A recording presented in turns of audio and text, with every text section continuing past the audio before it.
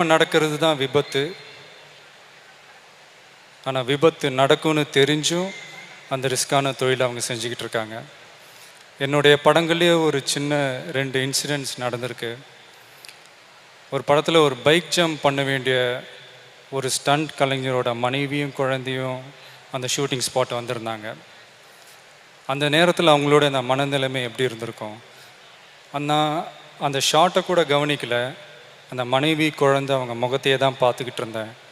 அந்த படபடப்பும் அந்த தவிப்பும் என்னால் இன்னும் மறக்கவே முடியல.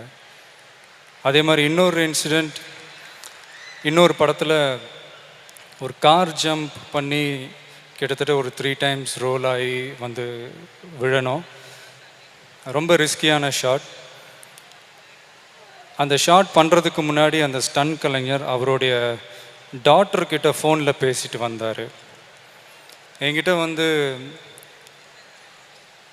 திரும்பவும் என் பொண்ணுக்கிட்ட நான் பேசுவேனா மாட்டேனான்னு எனக்கு தெரியல, இந்த ஷாட் முடிஞ்சதுக்கப்புறம் தான் எனக்கே தெரியும் அப்படின்ட்டு ரொம்ப கேஷுவலாக சொல்லிட்டு போனார். இது நடந்து ஒரு 10 வருஷம் இருக்கும். ஆனால் இந்த 100ஆண்டு விழா கொண்டாடுற இந்த சமயத்துலேயும் அது என் காதில் கேட்டுக்கிட்டே இருக்குது. கைத்தட்டல் வாங்குகிற ஒவ்வொரு ஆக்ஷன் பிளாக்குக்கு பின்னாடியும் இந்த மாதிரி எவ்வளவோ வலிகள், காயங்கள், ஏன் மரணங்கள் கூட இருக்குது. ரொம்ப ரிஸ்க்குன்றதுனால தீ அணைக்கிறவங்களை தீயணைப்பு வீரர்கள்னு சொல்கிறோம். ஆனால் அந்த தீயை உடம்பு பூரா பற்ற வச்சுக்கிட்டு வேலை செய்கிறவங்கள வீரர்களை தாண்டி என்ன சொல்கிறதுன்னு எனக்கு தெரியல.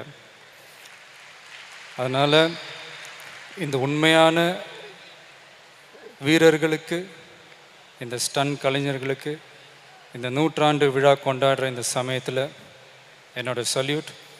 ஐ salute the stunt union. And முக்கியமாக இன்னொரு விஷயம், இந்த ஃபங்க்ஷன் தமிழ்நாட்டில் முதலமைச்சர் அம்மா அவர்கள் தலைமையில் நடக்கிறது தான் எங்கள் எல்லாருக்குமே ஒரு கௌரவமான ஒரு விஷயம்.